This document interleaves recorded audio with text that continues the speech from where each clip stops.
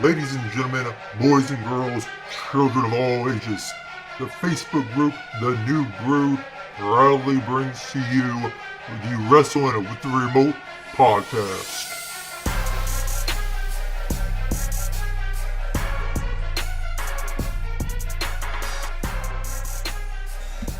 Hello everyone and welcome to the Wrestling with the Remote podcast. Once again, this is episode 3. Hopefully y'all have enjoyed the first 2 episodes. I'm your host, Rob. With me is Jacob, of course, which you already know. We're also joined tonight with 2 extra special guests, both Dustin and Travis. So, Dustin, go ahead first and introduce yourself, and then Travis, you go right behind him. What's up, y'all? I'm the guy that posts the inappropriate photos on the Facebook group. That's my job.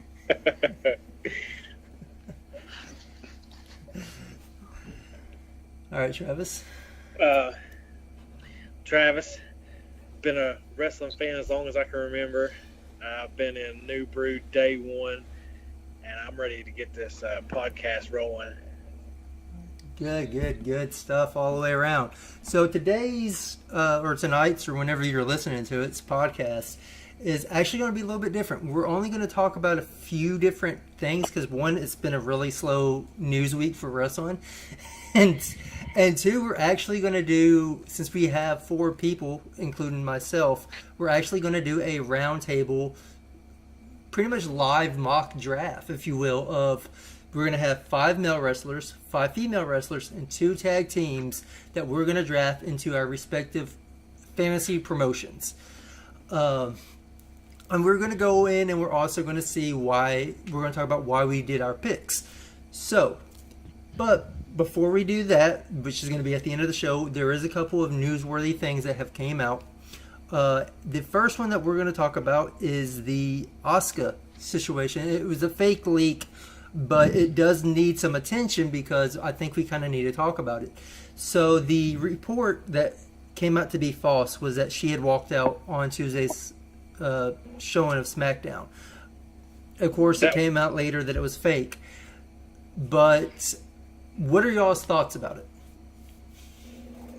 Well, I have this feeling where I kind of wish she would, but I would kind of hope she doesn't because I would miss her in WWE. Right. But WWE has just, since she got called to the main roster, has just been terrible for her. And I know it came out that it was a false rumor, but when it first leaked, I kind of believed it just because of how things have went. I don't know if she's won a major match since she's been on the main roster. Mm-hmm. Dustin? Yeah, for sure. I mean, I think to some degree, even though this report's fake, to some degree where there's smoke, there's fire. Like, there has to be some way that she feels that's making this come out that way, you know. So that there's probably some truth to it. I wouldn't be surprised if she does end up leaving for real once her contract is up, because like it's been mentioned, they've just been using her so poorly. Right. Jacob? Yeah, my word on that was, it first came out, I was like, oh yeah, I'm pretty sure it was probably coming, but, either way, it goes both ways. Because, if you look at it this way, she comes into NXT, 2 to 3 year winning streak, and then all of a sudden, main roster, boom, she's jobbing to Carmella, and that was the only reason they brought Ellsworth back was to screw her over, pretty much. So, right. My entire thought process is this: when she was in NXT, she was built as a monster, mainly a monster heel, which is something that we really haven't seen much in a women's division. Right.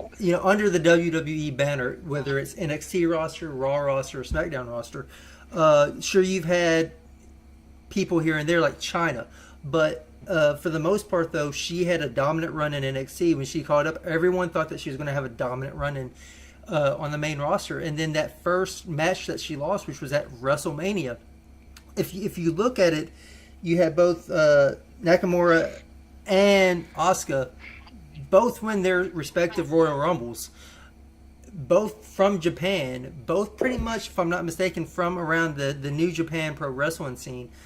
both lose at WrestleMania, the biggest show of WWE. I kind of feel like that was Vince saying, they're not our guys, so you know they're not going to win the big one.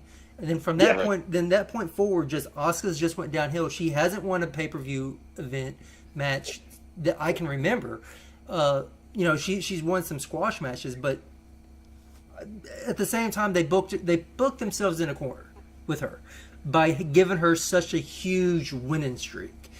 So they didn't really have much of an option on where to go with her. It's either she's going to win or she loses, and all that momentum is just going to be flushed down the drain. There was no in between with that.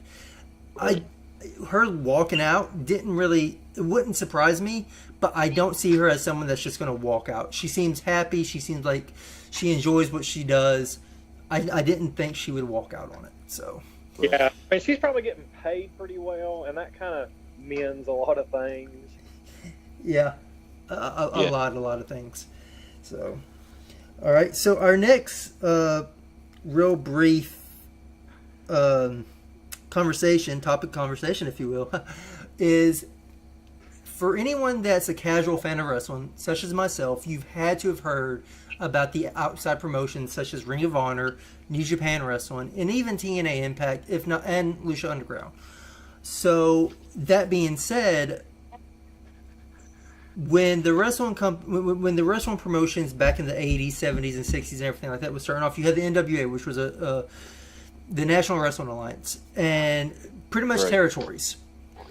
And the North, if you will, the Washington, D.C., mainly the Washington, D.C. area up to New York and whatnot, was known as the McMahon territory. Vince McMahon's father and grandfather owned it. Pretty much ran that territory out of D.C. and New York. And there hasn't been a wrestling promotion to actually hold an actual wrestling event that had actual wrestling matches in it in MSG since the 1920s.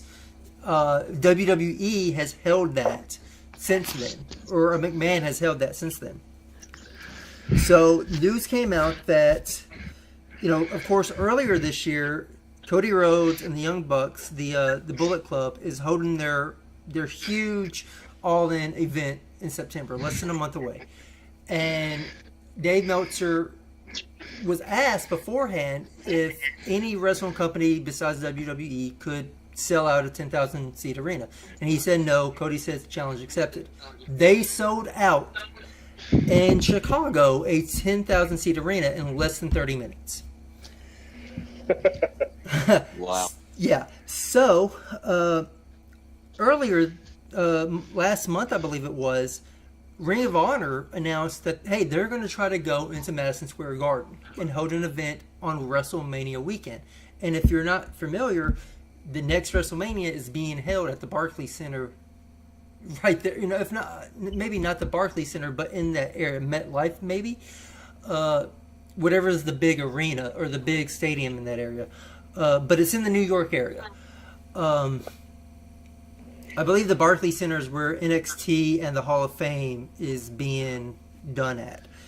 But anyways, Ring of Honor announced that they were going to hold an event there that Saturday, which was TakeOver Saturday.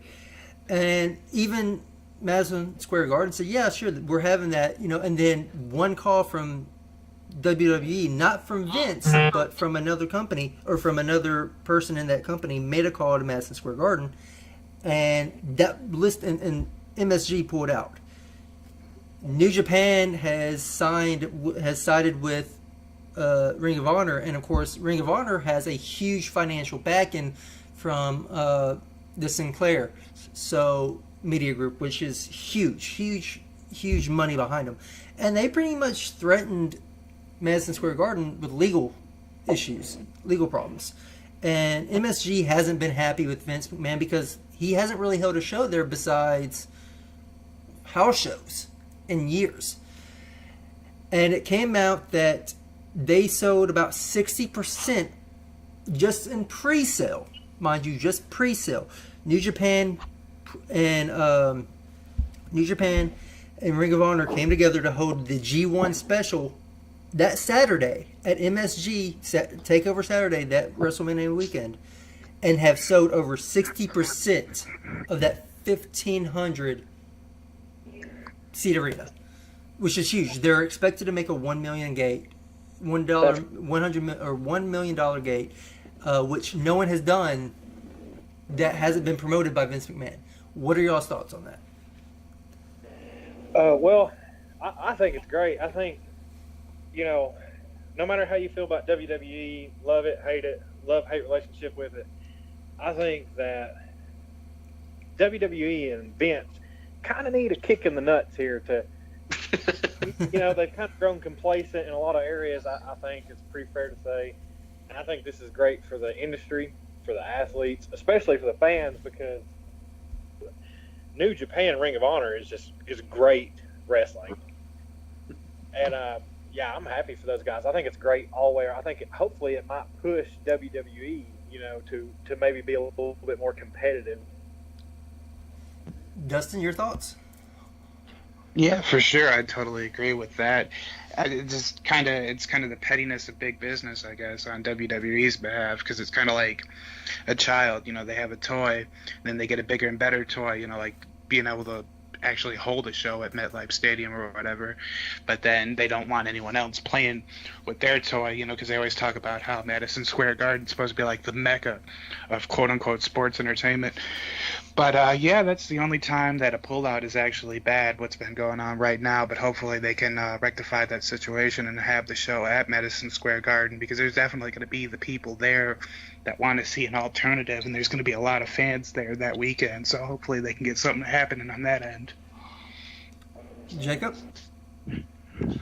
Yeah, I think it's a good idea because, if you look at it this way, just like what you just said, Madison Square Garden hasn't had any events in just house shows instead. And if I remember correctly, I think it was 2009, 2010.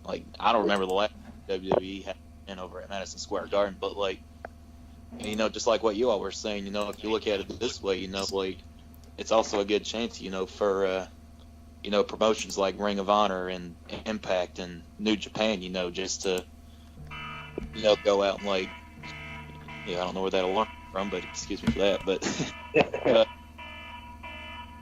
it would give them a good chance, just to shine and all that, all the fans want to join in. They're like, oh my God, yeah, we're be actual wrestling, not the same old shit we see on Monday Night Raw and SmackDown and all that, So.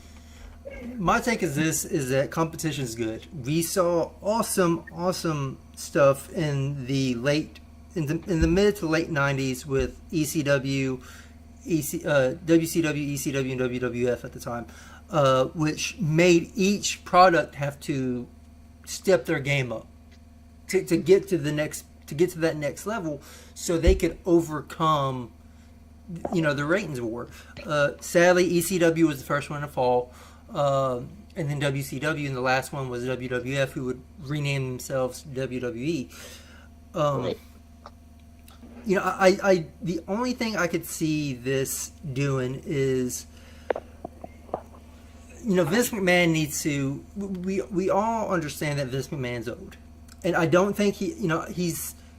Truth be told, I don't think he's lost as much touch as people think he's lost, and the reason behind this is because, as a casual fan, yeah, sure, some things don't seem like they make sense storyline wise, but they're in the entertainment business. Their job, and they're not doing a bad job of doing what they're doing, because you have to look at their point of view, their business model. Their business model is to get a new fan base, the casual fan base, because the hardcore wrestling fan, they're gonna watch regardless. I mean, look at the Facebook group. Look how much crap we crap on the product all the time. We crap on Raw all the time. We crap on SmackDown all the time. NXT, we never crap on NXT, but we crap on the other two rosters and the other two shows on a regular basis when they're on, because we're wrestling fans. Right. But here's the thing, though. what are we doing? We're watching the show. We're still watching the product, regardless of how crappy it is. So obviously they're doing their job as a business point of view. Even if their product sucks, we're still going back to it. Sure. Right. But I think some of that though, they also have to cater to women and children. Like that's also part of the demographic that they want to, captivate or, consume or whatever. So they have a lot of, they have a lot of different masters that they have to serve. So the product is kind of going all kinds of different ways. It's marketed towards all kinds of different people, whereas NXT is a little bit more focused towards people like us, I'd imagine. Exactly, which is what Triple H said when he was in a conference call, is that he was asked, hey, what about NXT? Everyone says the takeover shows are always better than your pay-per-view events. What are your takes on that? And he's like, well, different strokes for different folks. NXT, that's for the hardcore wrestling fan base. He goes, that's what they like, so they love to tune into that. The bad thing is, though, even the casual fans, such as myself, because I don't watch NXT on a weekly basis. I watch the takeover shows, and I am so invested in the matches. I love watching the takeover show. If you look back in the Facebook group, I am doing nothing but praising the NXT show and how much I love the show compared to the main event, to the pay-per-view events. Right. So, all right, guys. Every bad NXT show, like pay-per-view takeover. I've never seen a bad takeover. Me either. No, of course not. Because they're hungry. They're young. They're hungry. They don't have a lot of people in their ear. They don't really. Vince McMahon don't even look over that. So, which I think is part of the problem with the actual product now, is that you're getting a lot of these call-ups from NXT, but Vince don't know what actually made them big stars in NXT. Right. He hears, oh, they're getting pops, or he'll look at merch and say, oh, this NXT star is selling a lot of, like, for instance, Enzo and Big Cass. Neither one of them could actually wrestle, but their entertainment values and their segments were on point. They were awesome. Like, I can't tell you how many times that I rewatched that YouTube video of them debuting against the Dudley Boys, and just the promo that Enzo cut against Devon and Bubba Ray was just spectacular. That is a big part of their business. They're like, hey, they're getting this reaction, let's bring them up. Bobby Roode, for instance, got a huge reaction in NXT. They bring him up, and he's not getting as big of a reaction anymore, but he's still getting a reaction. Nakamura, huge reaction in NXT. He's still getting a really big reaction in WWE, on the main roster. One of the big things that I wanted to see this year was his WrestleMania entrance, because I remember last year's at their takeover event, just the crowd going with his music, and that's just so how breathtaking that was. And I'm like, man, I would love to see this on a WrestleMania stage, and it kind of fell flat. Yeah.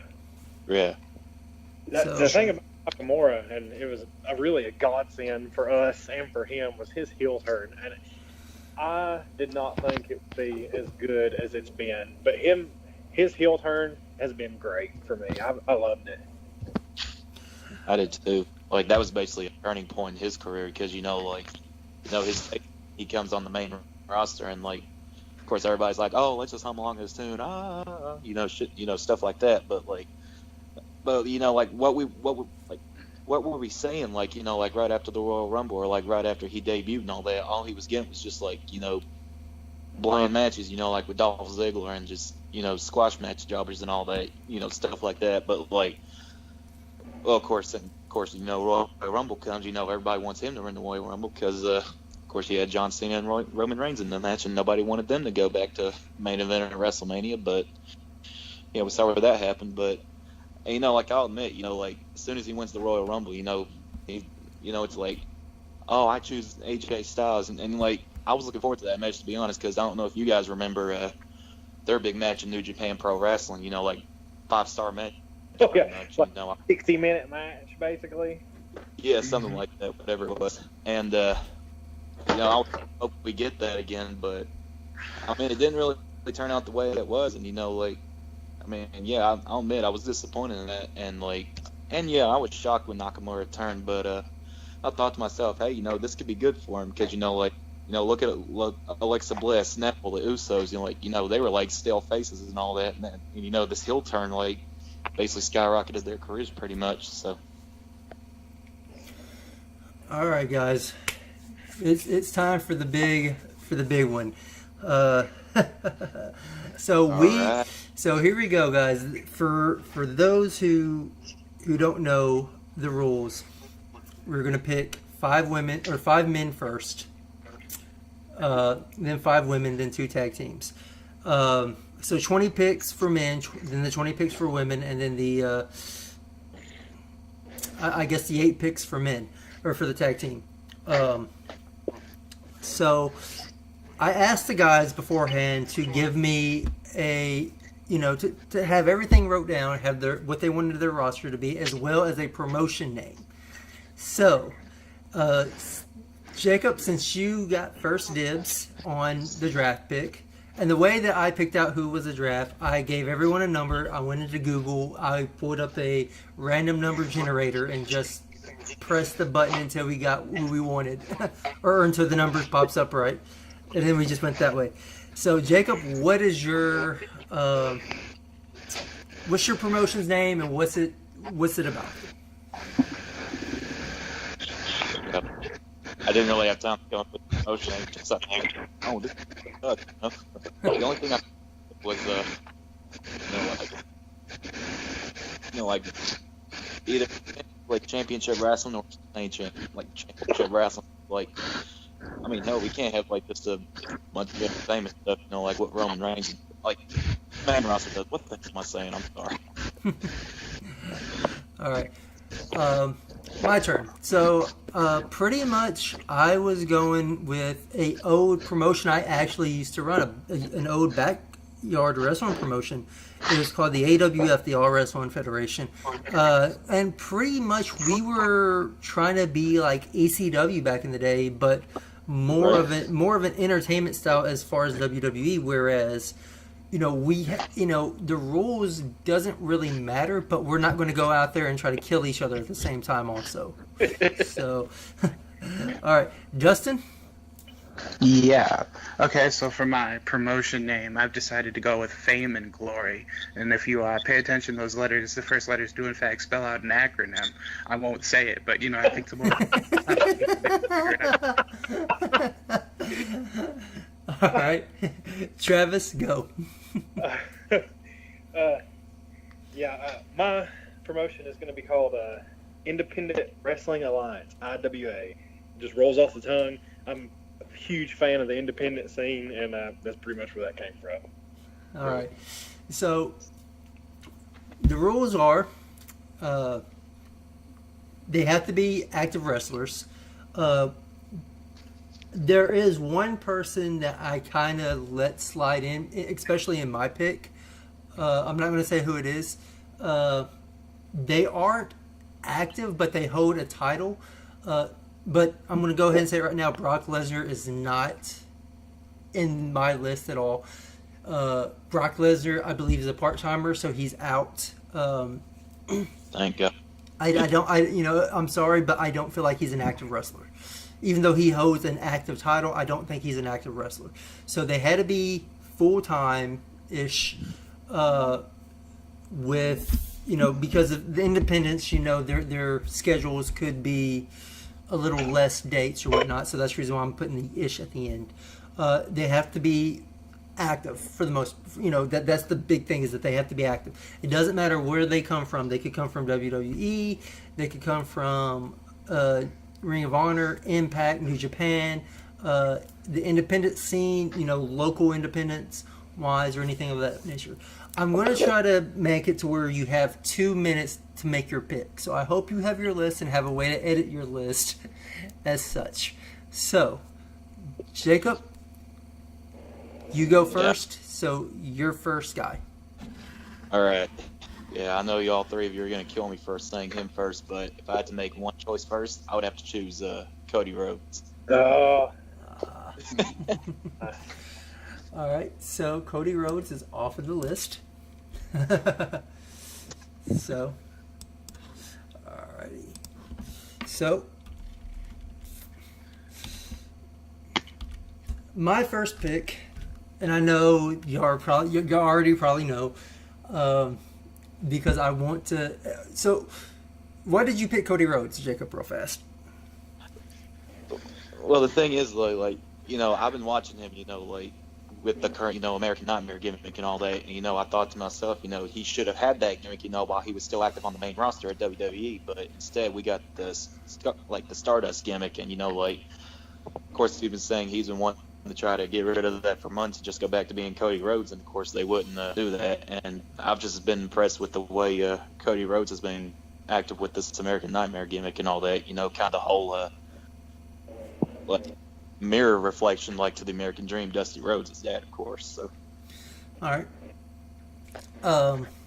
My first pick is I pick somebody who I can build my roster around. Somebody that can have awesome matches with everybody, bring out the best of everybody, and also be entertaining as well. Because that, like I said, was part of the background of my promotion. So my first pick was Kenny Omega.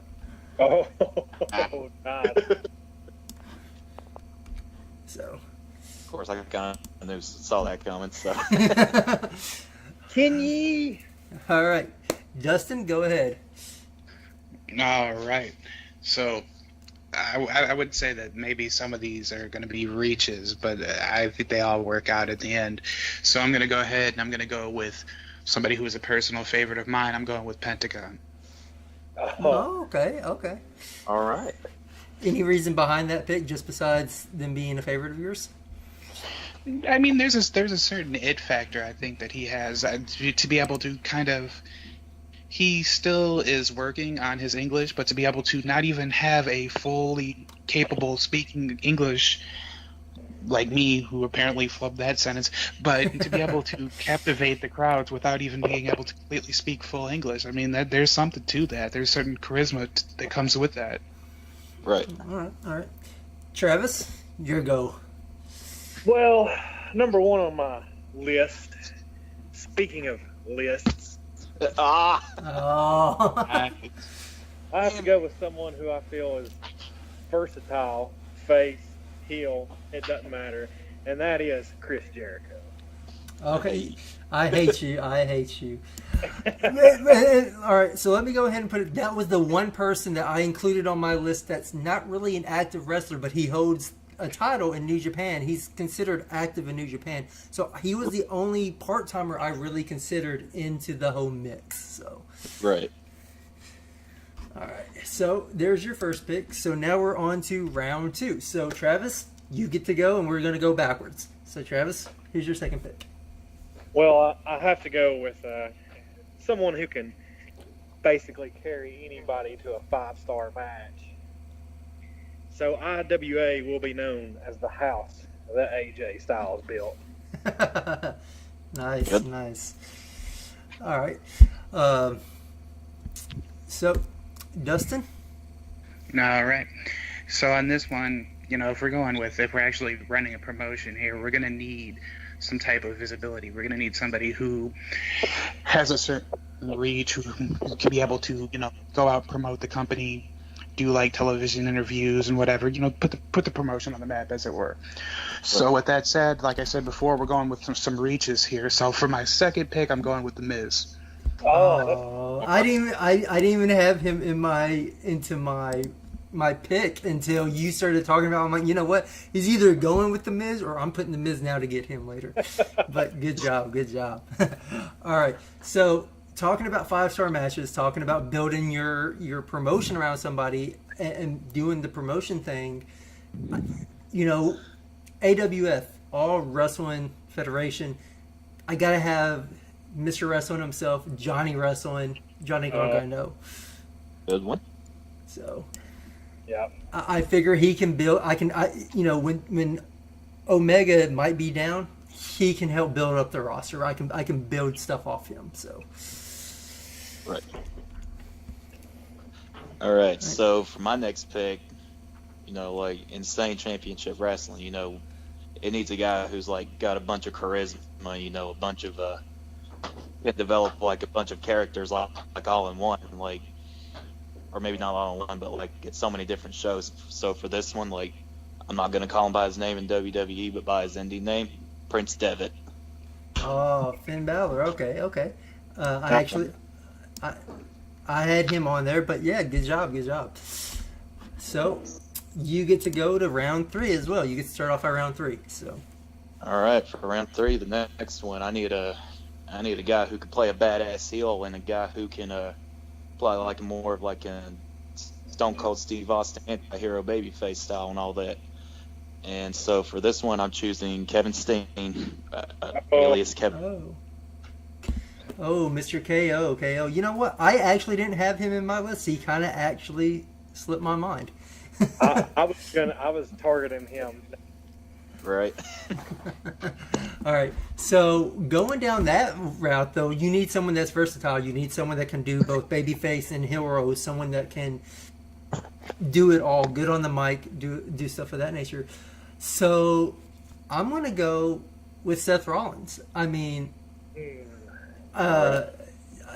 is. I think he's on an awesome roll. He can do the Iron Man matches. He can do everything that you can think that he can do.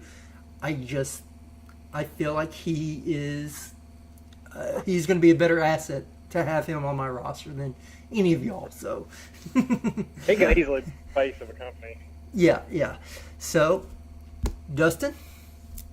Okay. On this one, I don't actually really have any type of personal allegiance to this person, but their name came up in my head, and since they have been taken and they have an international profile, I'm going to go ahead and take Okada. Oh, wow. Nice. I have him on my list. But way to go. So, all right, Travis.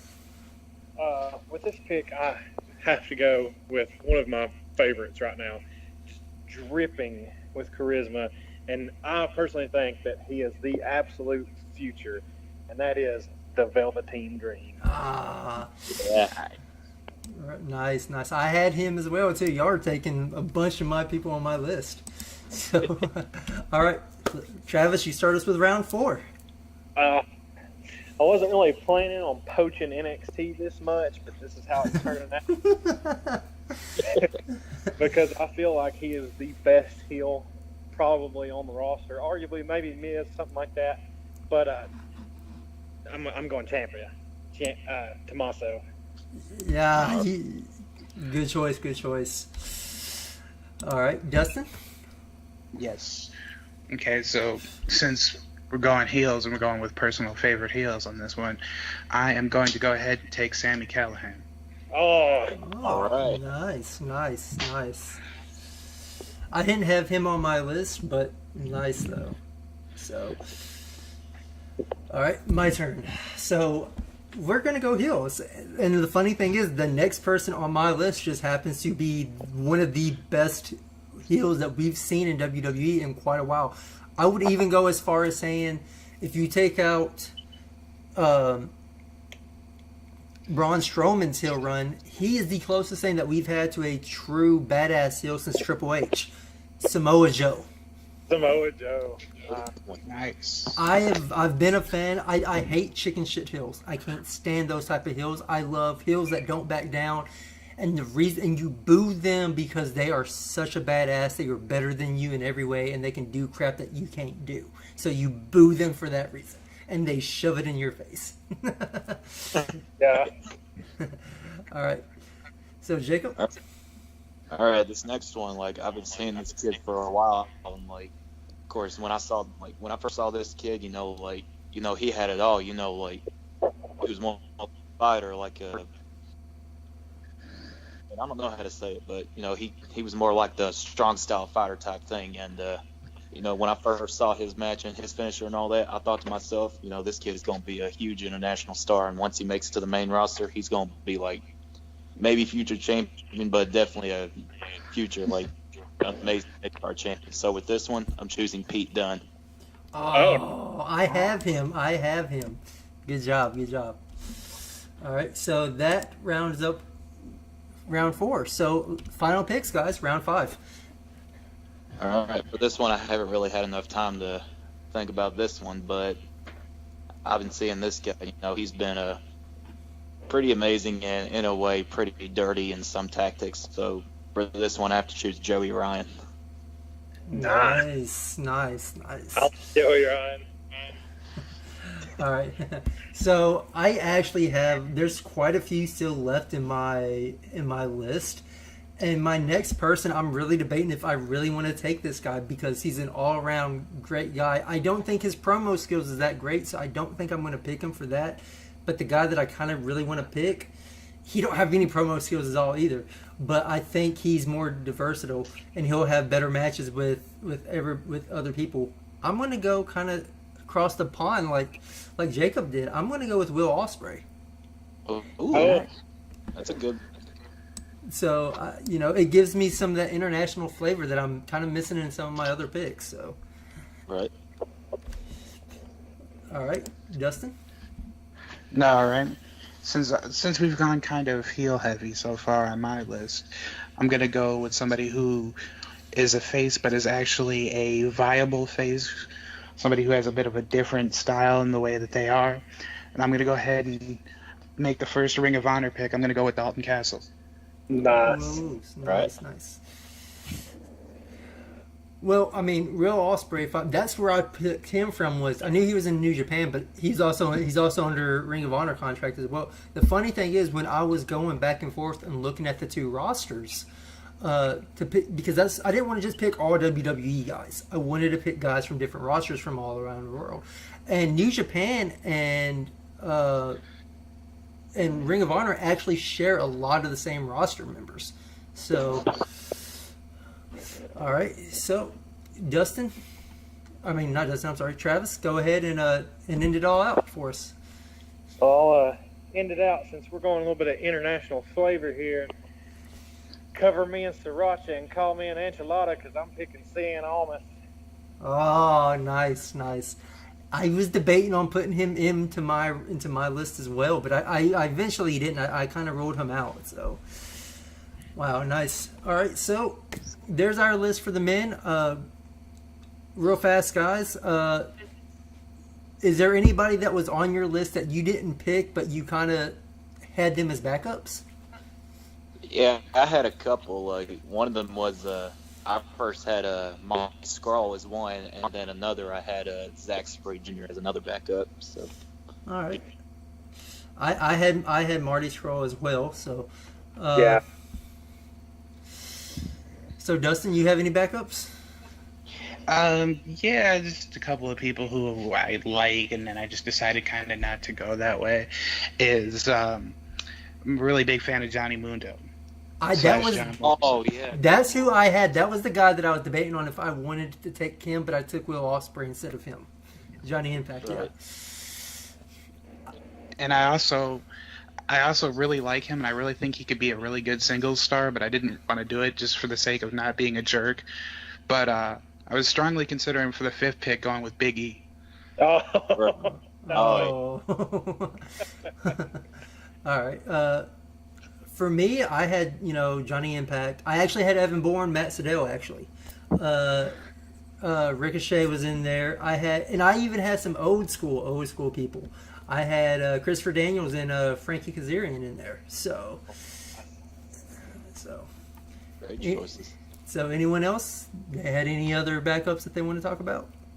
I almost went with Drew McIntyre. Oh, yeah. I wanted that heavyweight, and he's really, just a nice heavyweight. And I wanted to go with Pentagon Jr., but he got off the table pretty quick. First pick. I had with Aleister Black, so. Oh, man. I had him too. Split my mind. I had him on my list too. All right, so this next list of just the women is going to be really hard because there's not a huge women's division to pull from. So we might end up having to skip picks here towards the end just because of the list. I have probably about 15 women that I know is probably going to get cut down in about a half within the first couple of rounds. So we're gonna once again the same thing is going to go. It's going to be Jacob, myself, Dustin, Travis, and go back down.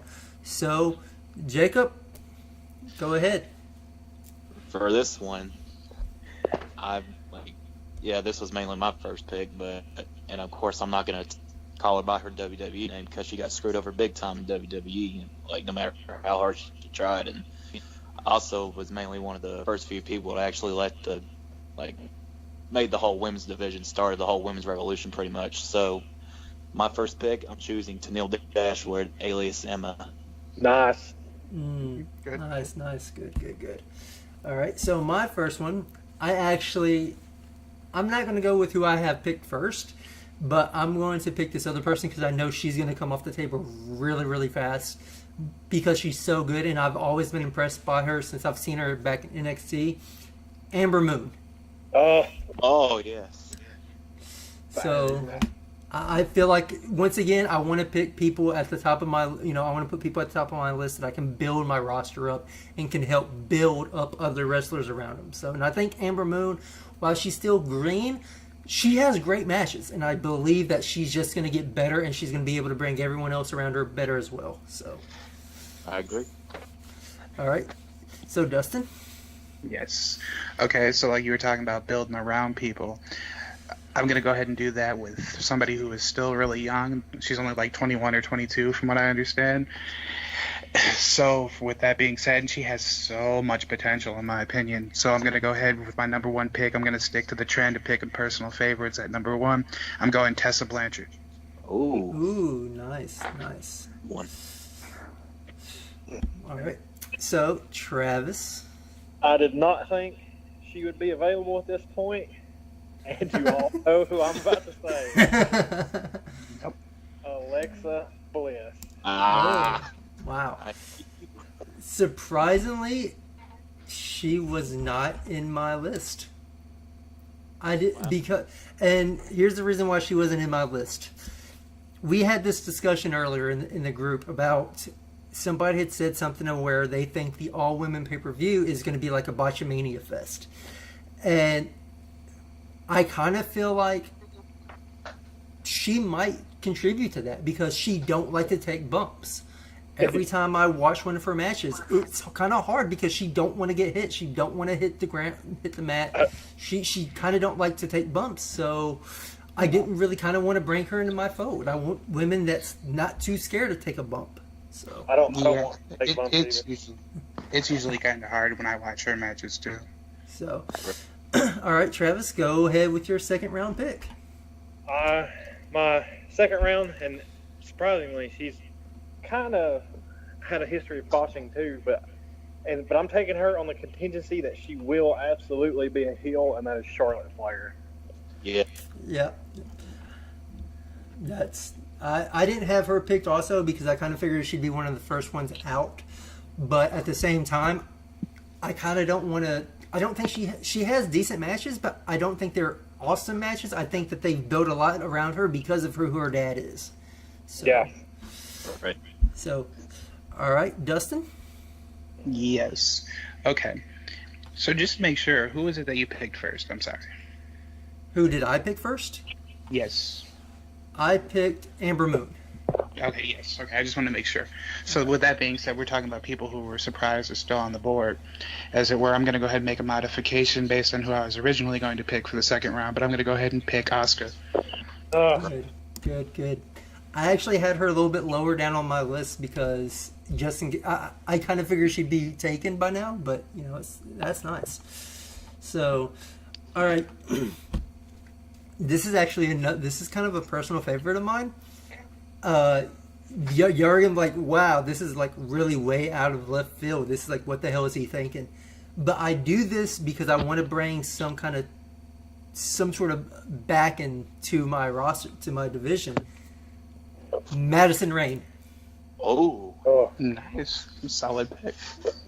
I loved Madison Rayne when she was with the Beautiful People.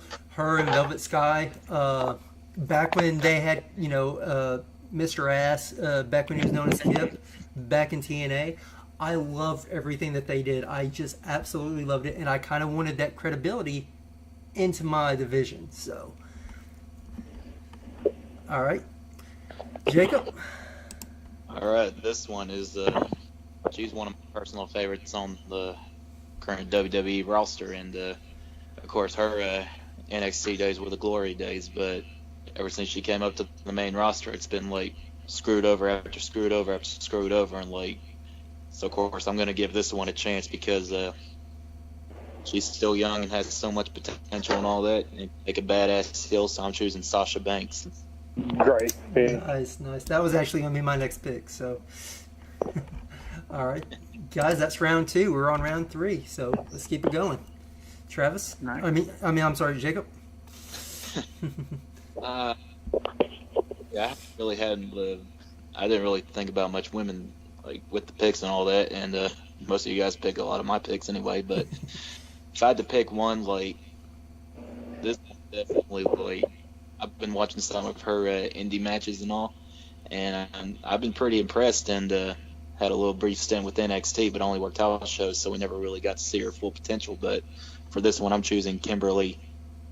Nice. Nice. All right.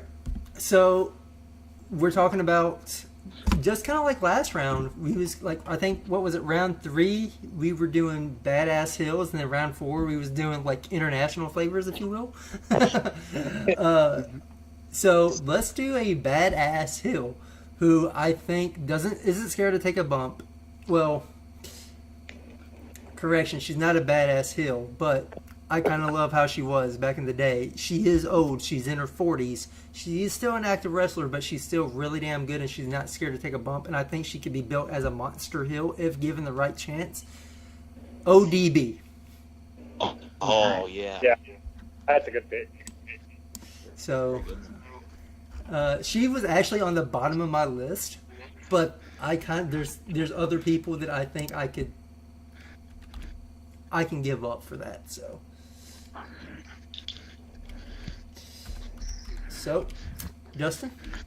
All right. Well, she's had some experience prior to where she is now in TNA, and I believe a little bit on the Indies too. And if you follow the Facebook group, you're going to know that this pick is extremely on brand for me. So I'm going to go ahead and go with Vega. Yes.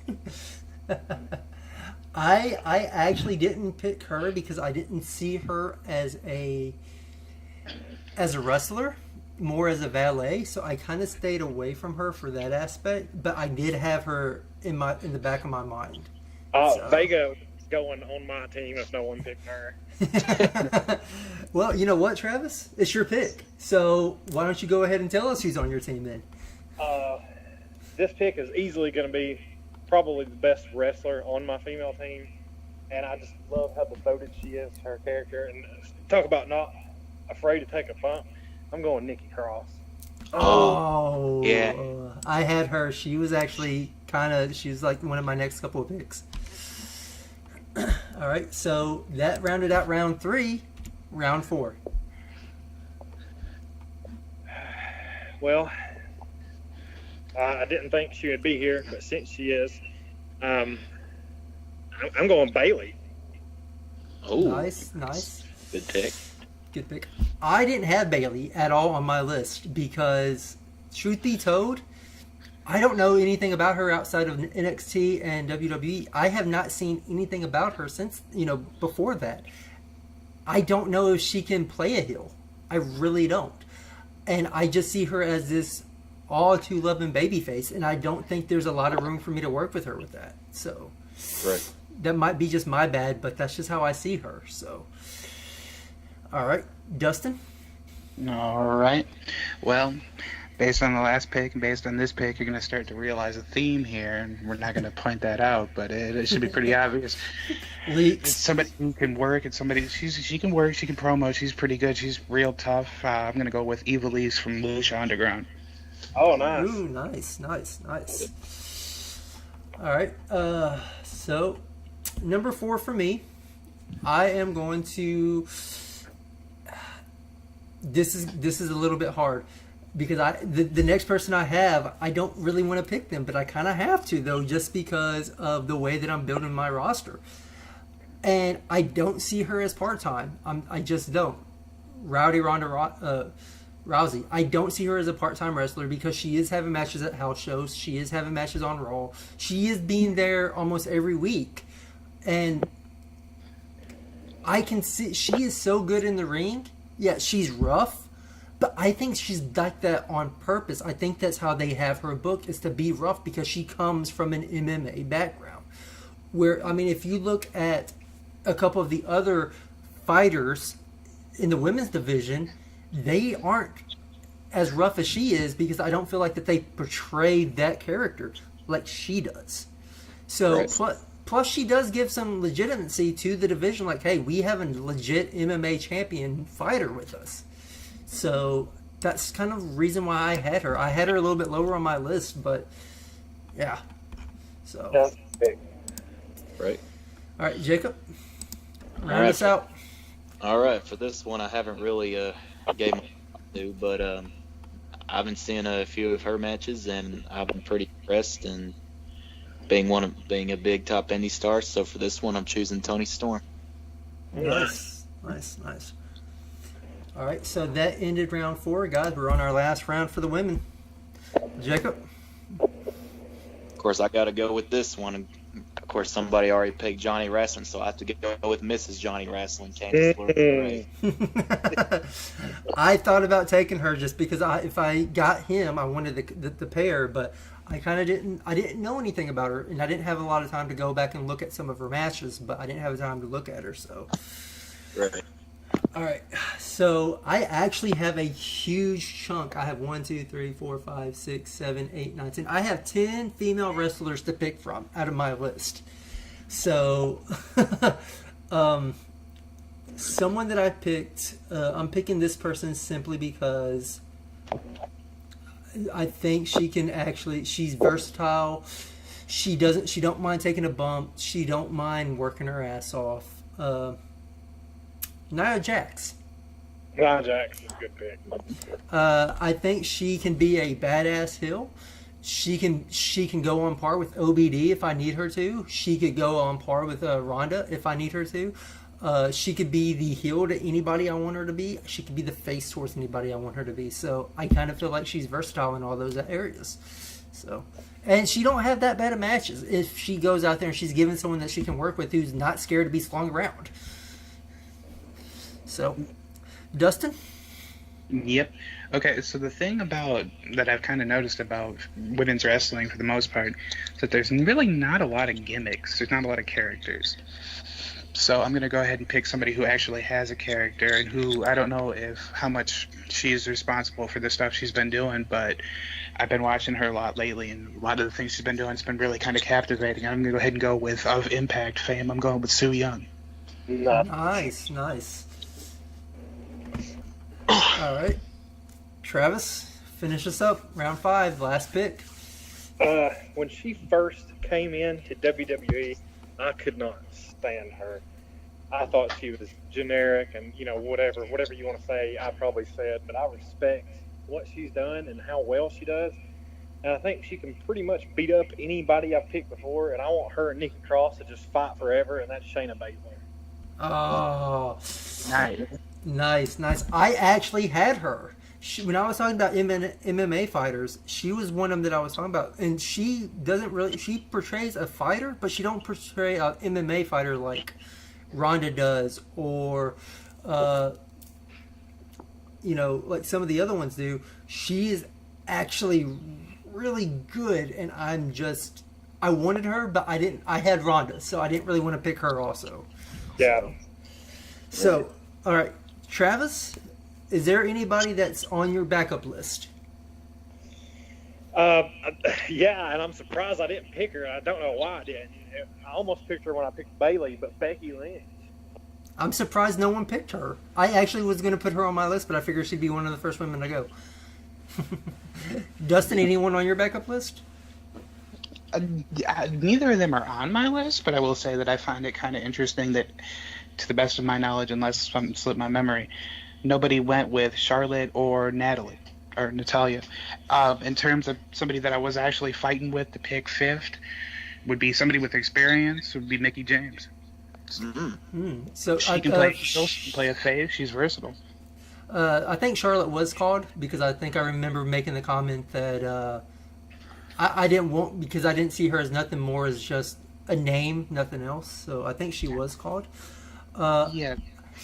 I actually had Kari Sane on mine. When y'all was talking about gimmicks, I thought someone was going to pick her because she has that whole sailor type gimmick. Right. I had Mickey James on there. Natalia was on there. I had Angelina Love on there also. So, all right, Jacob. Anybody on your backup list? Yeah, one of mine was like I was about to say Gail Kim, but then I forgot she retired already. I think, but Yeah, she did. but if I had to make a second one, like I would have to choose Awesome Kong. Nice. She's retired too, I think, isn't she? I know she had the child. She left WWE because she had the child. I don't think she came into the. Was she in the Women's Royal Rumble? No, she was actually in the Men's Royal Rumble 2012. I think she was the third woman in the Men's Rumble. But Yeah, I remember that. yeah, I don't know if she's retired or not. And Technically, it could be a weird loophole because she is on that show Glow, which Yeah. is wrestling related. Yeah, I mean, you could say that. So and if I make another choice, I would definitely choose Bianca Belair. I had her on mine too. I had her on mine as well too. And she's from Knoxville, so Yeah. Yep. Found All right. baby. All right, so here we go. Tag teams. You get to choose only one. It's only 2 picks, same as the other rounds. And looking through my list is good. All my picks are still good as far as who I can choose for tag teams. So, Jacob, go first.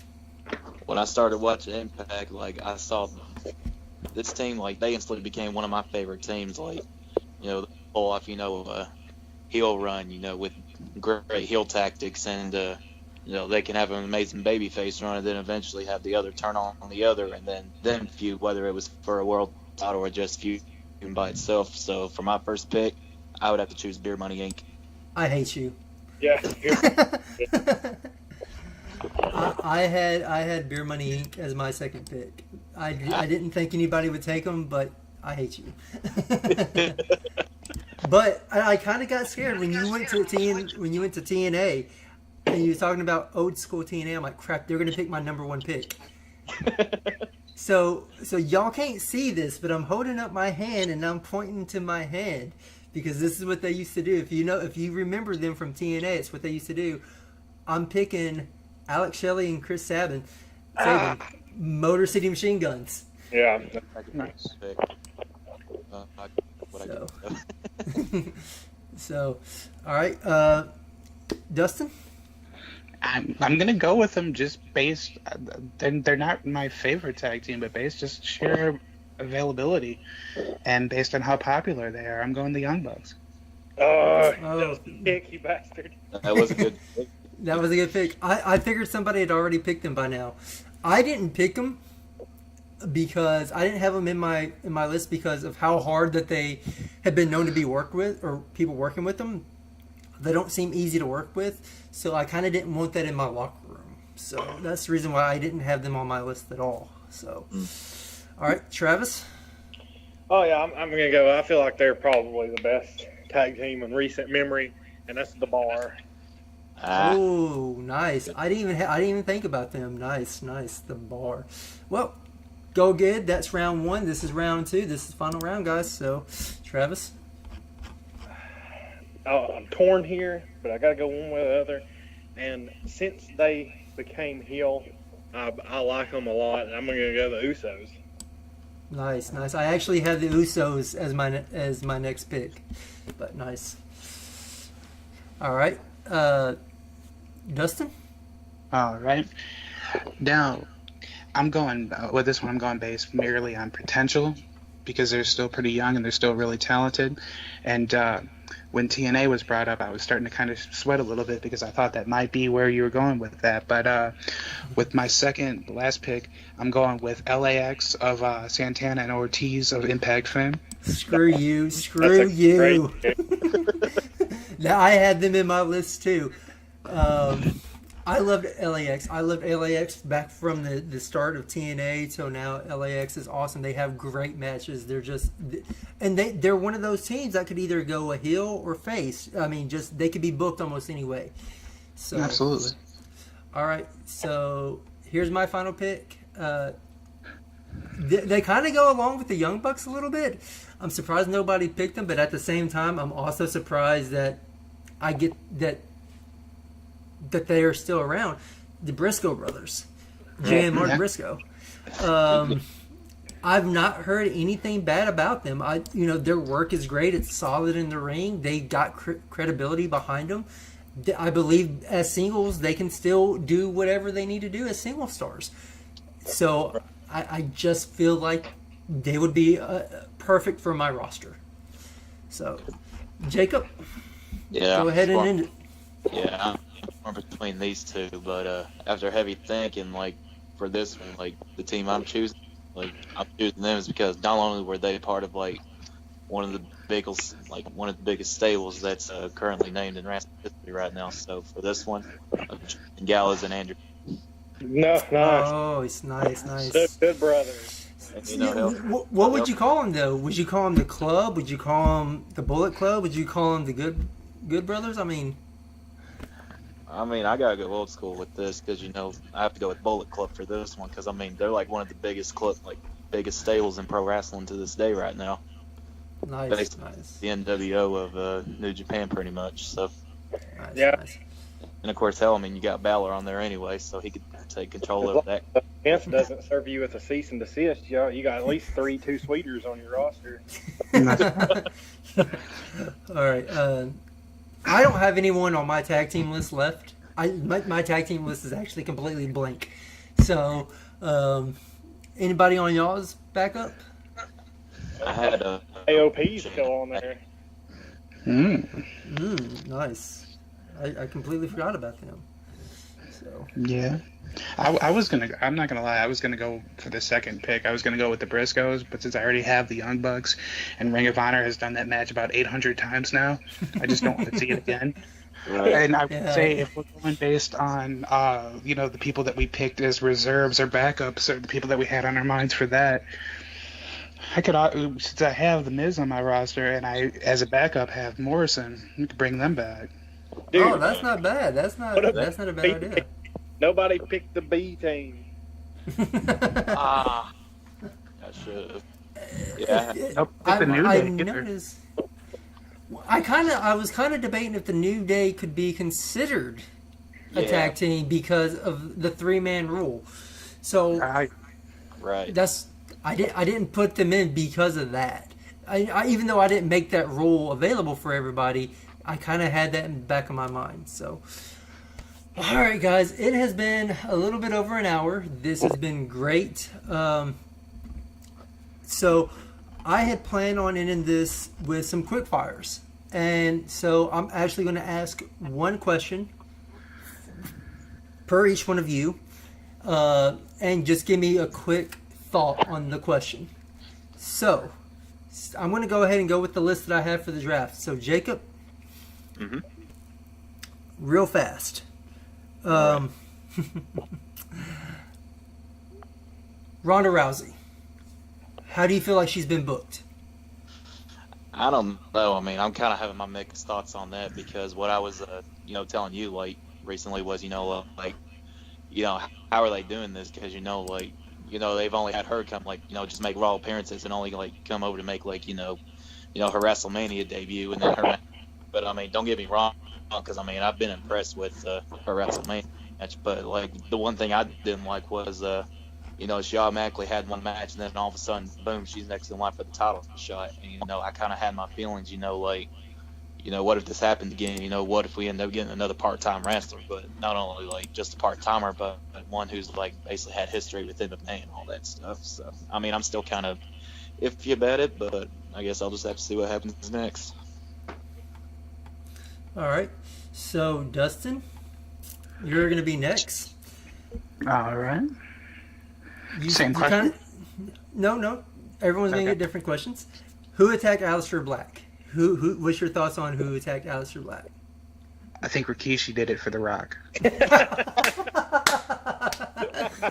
I did it for the people. Shut your mouth, you thong wearing fatty. Oh, awesome. All right, Travis, this is actually going to be an actual big question for you. Who do you see being the next big call-up from NXT? And when do you see it happening? I talked about this a little bit earlier in the group, and I think the next call-up before Aleister Black, and I think it'll probably be, he might show up at the Raw after SummerSlam or the SmackDown after SummerSlam. I think it's going to be Lars Sullivan. He kind of petered out a little bit in NXT. They wanted to use him, I feel like, but there kind of wasn't enough space, to get him in there. And I think he fits in the main roster a lot better than he does in the NXT roster. And I think Vince is going to like him. He's going to get booked a little better than a lot of the recent NXT call-ups. Right. All right. Well, my quick question, I guess, is pretty much